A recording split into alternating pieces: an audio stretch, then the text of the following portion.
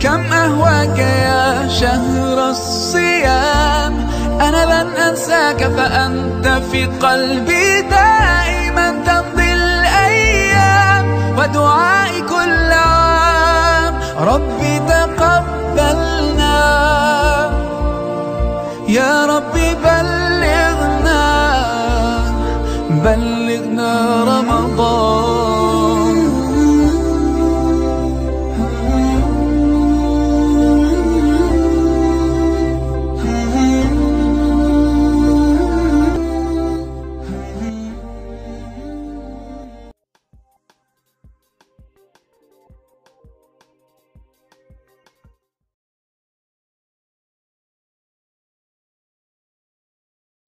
Assalamualaikum warahmatullahi wabarakatuh. Alhamdulillahirabbil alamin. Wassalatu wassalamu ala asrofil anbiya'i wal mursalin sayyidina wa maulana Muhammadin wa ala alihi wa sahbihi ajma'in. Amma ba'du. Qala Allahu ta'ala fi kitabil karim, a'udzu billahi minasyaitonir rajim. Bismillahirrahmanirrahim. Ya ayyuhalladzina amanu kutiba alaikumusiyam kama kutiba alal ladzina min qablikum la'allakum tattaqun. Bapak, Ibu, dan anak-anakku SD Hadijah Pandigiling yang saya cintai, puji syukur kehadirat Allah Subhanahu wa Ta'ala atas segala nikmatnya yang sampai saat ini kita rasakan, yaitu nikmat berupa kesehatan sehingga kita bisa mengikuti puasa di bulan suci Ramadan ini, bulan yang penuh rahmat dan penuh barokah, serta bulan yang penuh ampunan ini.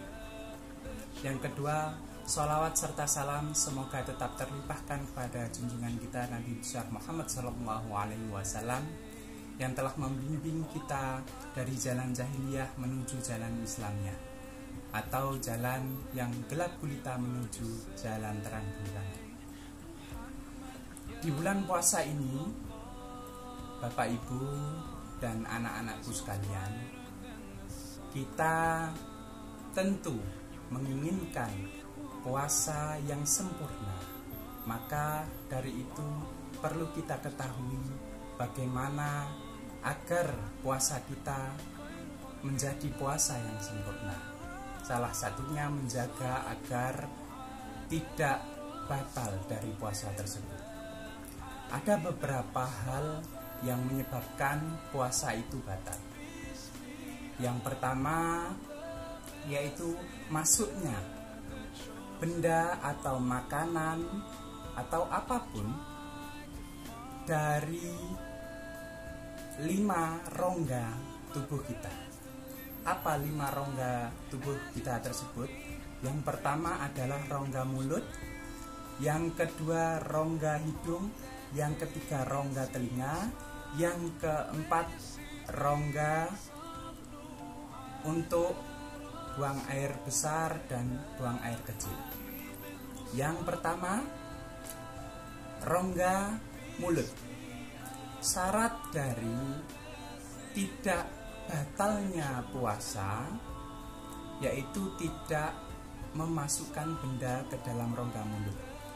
Yang dimaksud memasukkan benda ke dalam rongga mulut ini adalah intinya adalah tidak menelan.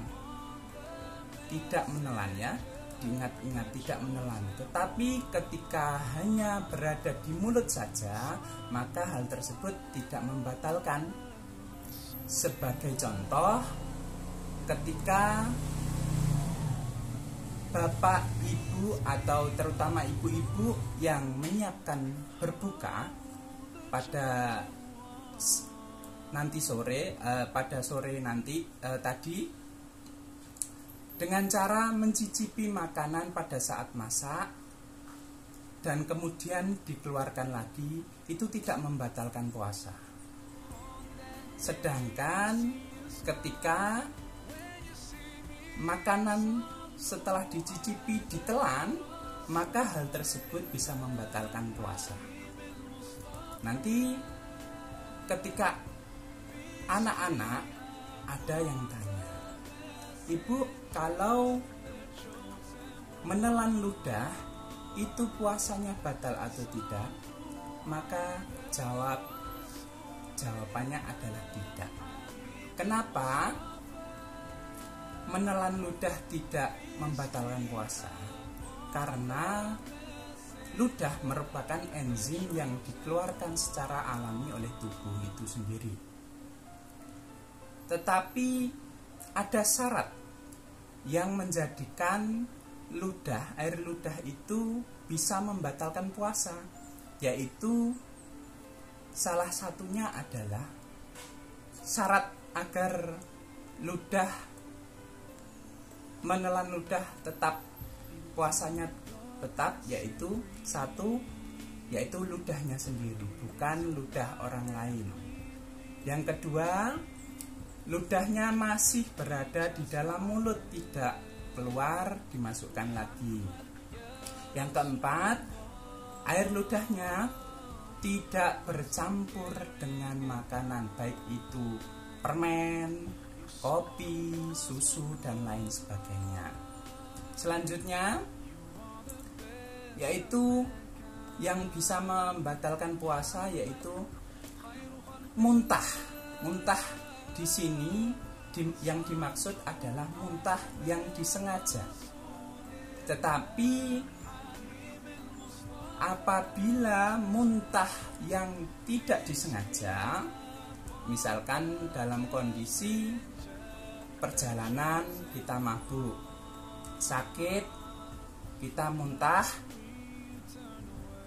ketika muntah dan kita langsung belum sempat membersihkan mulut kita dengan air, sudah menelan ludah, maka hal tersebut bisa membatalkan puasa.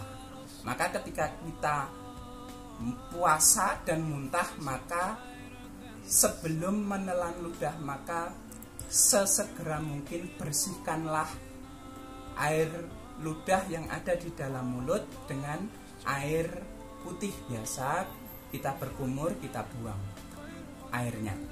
Nah, selanjutnya yang bisa membatalkan puasa adalah berhubungan suami istri atau senggama. Ya, hal tersebut bisa membatalkan puasa pada siang hari. Ya. Selanjutnya, keluarnya air mani yang disengaja. Tatkala pada siang hari tidur terus mimpi basah dan dilihatlah ada basahan mani tersebut, maka hal tersebut tidak membatalkan puasa karena tidak keluar mani secara yang disengaja. Selanjutnya yaitu adalah keluarnya haid, darah haid, nifas, dan melahirkan. Apabila seorang wanita sudah jam 5 sore, sudah mau berbuka, ternyata keluar darah haid, maka hukumnya tetap batal. Begitu juga dengan orang yang nifas. Selanjutnya yaitu melahirkan. Melahirkan itu ada dua yang dimaksud, melahirkan janin dan calon janin, dalam artian keguguran. Hal tersebut bisa membatalkan puasa. Selanjutnya yaitu hilang akal. Hilang akal di sini ada berapa macam. Yang pertama, hilang akal memang gila. Ya, gila meskipun sebentar, gila tersebut membatalkan. Selanjutnya yaitu pingsan. Pingsan di mana ketika pingsan habis sahur, terus pingsan sampai duhur, ternyata begitu bangun kaget karena sudah matahari sudah terik, akhirnya pingsan lagi. Maka hal tersebut membatalkan puasa. Ya. Yang bentuk hilang akal yang ketiga adalah tidur. Ya. Jika tertidur dari pagi subuh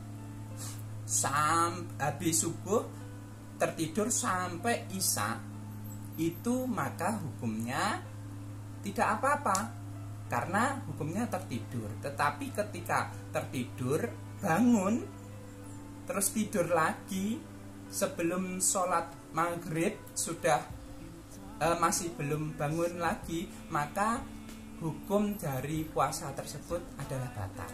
Ya. Yang terakhir yaitu adalah murtad. Murtad yang dimaksud adalah keluar dari agama Islam, baik itu secara lisan dengan terang-terangan mengingkari ketauhidan Allah, atau dengan secara tidak langsung tidak mempercayai Nabi Muhammad adalah Nabi akhir zaman, Al-Quran bukanlah kitab suci. Itu sudah masuk dari mengingkari ketauhidan Allah dan masuk bagian dari murtad. Maka dari itu mari kita jaga puasa kita dengan memperhatikan hal-hal yang bisa membatalkan puasa tadi. Tetap semangat anak-anakku, Bapak Ibu.